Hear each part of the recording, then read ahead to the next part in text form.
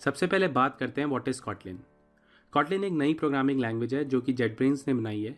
जेटब्रेन्स एक software development की company है जिन्होंने काफ़ी पॉपुलर सॉफ्टवेयर्स बनाए हैं, जैसे कि एंड्रॉयड स्टूडियो, इंटेलिजे आइडिया, पाईचार्म और भी बहुत सारे सॉफ्टवेयर्स हैं जो कि काफ़ी पॉपुलर हैं। अब कॉटलिन बेसिकली एक मॉडर्न रिप्लेसमेंट है जावा का। अब जावा जो थी वो 1990s में बनाई गई थी, तो 20 साल के अंदर काफ़ी लर्निंग्स हुई, काफ़ी नए फीचर्स आइडेंटिफाई किए। तो वो जो सारे फीचर्स हैं, जो सारी नई लर्निंग्स हैं, वो कॉटलिन में इम्प्लीमेंट की गई हैं। मतलब जावा के जितने भी फीचर्स थे वो कॉटलिन में अवेलेबल हैं। कुछ फीचर्स को इम्प्रूव किया गया है, कुछ नए फीचर्स ऐड किए गए हैं। अब जावा जो थी वो जेवीएम लैंग्वेज है, मतलब जावा का जो आउटपुट होता है वो जेवीएम में रन होता है। सेम इसी तरीके से कॉटलिन का जो आउटपुट है वो भी जेवीएम पे रन होता है। तो जहाँ पे भी आप जावा यूज़ करते हैं वहाँ पे आप कॉटलिन का यूज़ कर सकते हैं, क्योंकि दोनों का आउटपुट सेम है। उसके साथ साथ आप एंड्रॉयड ऐप्स भी बना सकते हैं कॉटलिन की मदद से। अगर आपको नेटिव ऐप्स बनानी है उसके लिए भी ऑप्शंस अवेलेबल हैं, लाइक मैक ओएस के लिए या लिनक्स के लिए ऐप्स बनानी है तो आप कॉटलिन का यूज़ कर सकते हैं। प्लस अगर आपको अपना कॉटलिन का कोड जावास्क्रिप्ट में ट्रांसलेट करना है तो वो भी आप कर सकते हैं। मतलब आप कोड लिखेंगे कॉटलिन के अंदर, आप उसको कंपाइल करके ट्रांसलेट कर सकते हैं जावास्क्रिप्ट के अंदर। तो आप देख सकते हैं कॉटलिन जो है वो बहुत सारे प्लेटफॉर्म्स को टारगेट करती है, बहुत सारी इन्वायरमेंट्स को टारगेट करती है।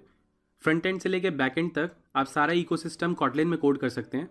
तो आसान शब्दों में अगर कहूँ तो कॉटलिन एक जनरल पर्पस प्रोग्रामिंग लैंग्वेज है जिसके थ्रू आप मल्टीपल प्लेटफॉर्म्स, मल्टीपल एनवायरमेंट्स को टारगेट कर सकते हैं। तो ये था कॉटलिन के बारे में। तो अब इसकी हिस्ट्री के बारे में बात करते हैं। तो 2011 में जेटब्रेन्स ने अनाउंस किया कि वो एक लैंग्वेज के ऊपर काम कर रहे हैं जिसका नाम कॉटलिन है। वो एक मॉडर्न रिप्लेसमेंट है जावा का, और 2012 में उसको ओपन सोर्स बना दिया गया जिससे और लोग भी कंट्रीब्यूट कर सकें। तो कॉटलिन का फर्स्ट वर्जन 1.0 वो 2016 में लाइव हुआ था। तो आप देख सकते हैं कि जो अनाउंसमेंट था वो 2011 में हुआ था, बट फर्स्ट वर्जन जो लाइव हुआ वो 2016 में था। मतलब काफ़ी इंप्रूवमेंट्स किए गए। तो उसके बाद 2017 में गूगल ने अनाउंस किया कि आप कॉटलिन की मदद से एंड्रॉयड ऐप्स भी बना सकते हैं। तो उसके बाद इसकी पॉपुलैरिटी गेन हुई, बहुत सारे डेवलपर्स मूव हुए कॉटलिन की तरफ। उसके बाद 2019 में गूगल ने अनाउंस किया कि एंड्रॉयड के लिए जो प्राइमरी लैंग्वेज है वो कॉटलिन है। तो आप देख सकते हैं कॉटलिन की पॉपुलैरिटी काफ़ी गेन हो रही है। जितने भी जावा डेवलपर्स थे वो भी कॉटलिन की तरफ मूव हो रहे हैं। तो आप इसका ट्रेंड देख सकते हैं रिसेंट ईयर्स में कितना बूम हुआ है। तो ये था इसकी हिस्ट्री के बारे में। तो उसके बाद इसके फीचर्स के बारे में बात करते हैं। ये कुछ मेन फीचर्स हैं जिसको मैंने लिस्ट डाउन किया है। तो कॉटलिन एक स्टैटिकली टाइप लैंग्वेज है। तो स्टैटिकली टाइप लैंग्वेज का मतलब क्या होता है कि जो टाइप चेकिंग होती है वो आपकी कंपाइल टाइम पर ही होती है। तो इसका क्या मतलब है, मतलब अगर आपने कोई इंटीजर टाइप का वेरिएबल बनाया तो उसमें वो इंटीजर वैल्यू ही लेगा। अगर आप उसमें स्ट्रिंग वाली वैल्यू घुसाएंगे तो वो नहीं लेगा। और ये वाली जो चेकिंग होती है ये आपकी कंपाइल टाइम पे ही होती है, मतलब रन टाइम पे नहीं। जब आपका प्रोग्राम रन हो रहा होता है तब आइडेंटिफाई नहीं करता, वो आपको कंपाइल टाइम पे बता देता है कि आपने कुछ गलत किया है। तो ये वाली जो टाइप चेकिंग होती है हमारे बहुत सारे प्रोग्रामिंग एरर्स को बचाती है। मतलब जिस टाइप का वेरिएबल है उसी टाइप का डेटा आप उसमें इंसर्ट कर सकते हैं। तो ये हमारा स्टैटिक टाइप चेकिंग होता है। तो उसके बाद नेक्स्ट पर चलते हैं। तो कॉटलिन एक ऑब्जेक्ट ओरिएंटेड लैंग्वेज है। मतलब जितने भी हमारे ऊप्स के कॉन्सेप्ट हैं, क्लासेस, ऑब्जेक्ट्स के कॉन्सेप्ट हैं, वो सारे इसमें इंप्लीमेंटेड है। तो अगर आपका जावा का बैकग्राउंड है या कोई और ऑब्जेक्ट ओरिएंटेड लैंग्वेज का बैकग्राउंड है तो यहाँ पे आपको फेमिलियर लगेगा। तो उसके साथ साथ कॉटलिन एक फंक्शनल लैंग्वेज भी है। मतलब जितने भी हमारे फंक्शनल प्रोग्रामिंग के कंस्ट्रक्ट्स होते हैं वो यहाँ पे अवेलेबल हैं, like lambdas, higher order functions, first class functions. तो ये सारे फीचर्स कॉटलिन में अवेलेबल हैं। तो उसके बाद नेक्स्ट पर चलते हैं।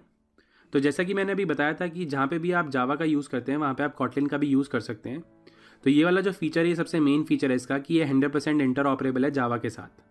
दोनों का कोड सेम प्रोजेक्ट के अंदर रह सकता है। मतलब एक ही प्रोजेक्ट के अंदर आपका कॉटलिन का कोड भी रह सकता है और जावा का कोड भी रह सकता है। ये दोनों इंटर ऑपरेबल है।